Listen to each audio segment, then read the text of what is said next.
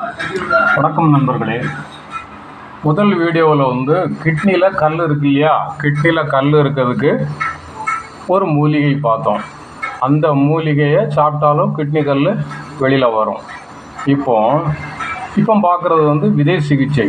Kidney சம்மந்தப்பட்ட kidney கல் இருந்தாலும் சரி, கிட்னியில் ஏதாச்சும் ப்ராப்ளம் இருந்தாலும் சரி, அது எப்படி விதை மூலமாக சரி பண்ண முடியும் அப்படிங்கிறத பார்க்கலாம். என்ன விதைன்னா பீன்ஸ்.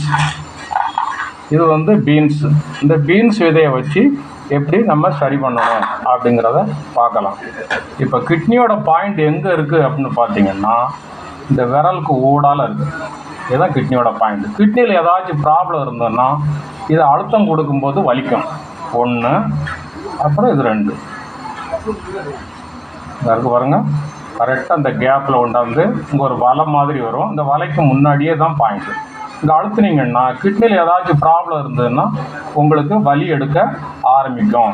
இதை பீன்ஸ் விதையை கொண்டு எப்படி சரி பண்ணலாம் அப்படிங்கிறத பார்ப்போம்.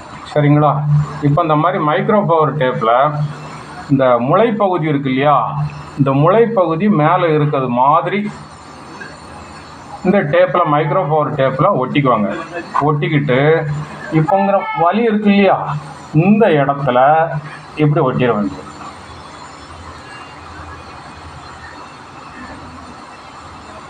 ஓகேவா?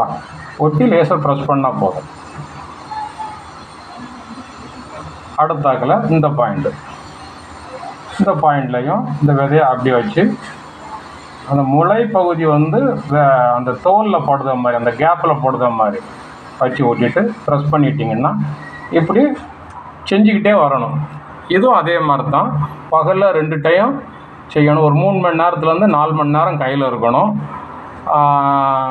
காலையில் ஒரு டைம், அதுமாரி மத்தியானத்துக்கு மேலே ஒரு டைம், 3 மணி நேரத்துலேருந்து 4 மணி நேரம் கையில் இருக்கணும். ஓகேங்களா? நைட்டில் நீங்கள் எத்தனை மணிக்கு ஓட்டுறதை விட காலையில் அவுத்து துற போடலாம். இப்படி கண்டினியூவாக பண்ணிக்கிட்டு வந்தீங்கன்னா அந்த கிட்னி ப்ராப்ளம் கல்லில் இருந்து எல்லாமே இருந்த மாதிரி உங்களுக்கு எல்லாமே சரியாக வரும். அதே மாதிரி இன்னொரு பாயிண்ட் இருக்குது.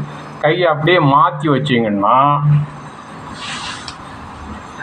இங்கே இருக்குது, இந்த விரல் இருக்கு இல்லையா, இந்த விரல் கேப்பில் இருந்து இந்த விரல் கூட இங்கே ஒரு பாயிண்ட்டு, அப்புறம் இங்கே ஒரு பாயிண்ட். இதையும் லேசாக அழுத்தம் கொடுக்கணும். அழுத்தம் கொடுக்கும்போது உங்களுக்கு கிட்னியில் ப்ராப்ளம் இருந்ததுன்னா இந்த ஏரியாலாம் வலிக்கும்.